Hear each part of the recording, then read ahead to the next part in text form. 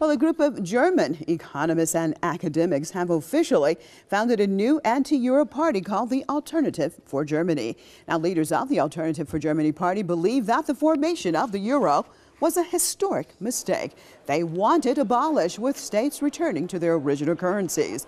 Germany's mainstream parties have labeled the new party as an irrational group which wants to take advantage of anxiety over the Eurozone's economic crisis. The party's leaders reject the claim. We have been in this crisis for 3 years now, and each year it has worsened. Each year we grant higher payments, each year the debt of the southern countries increases, and each year more and more countries are being pulled into the wake of the crisis. The crisis remains unsolved and continues to spread without obstruction. It is a complete disaster. Well, the Alternative for Germany is established 5 months ahead of the general elections in Germany. Recent opinion polls suggest that the party is unlikely to win widespread support needed to enter parliament. Yet it could become a threat to Chancellor Angela Merkel's re-election.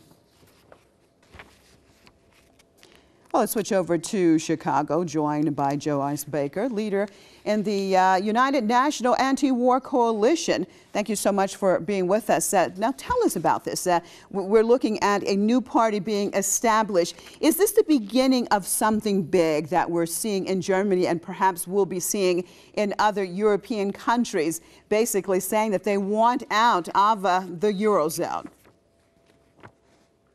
Well, that's entirely possible.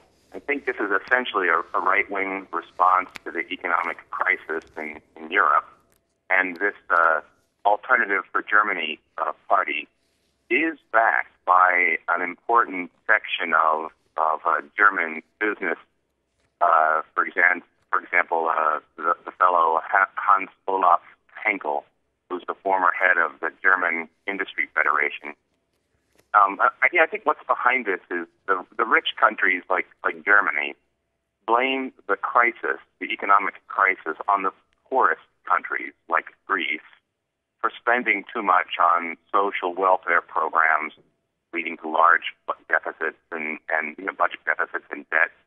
And those poor countries have been forced by German banks, to impose austerity in exchange for bailouts. But, actually what those poor countries all have in common was that they all depended on large flows of capital, mainly from Germany, to pay for their trade deficits as they imported more than they exported.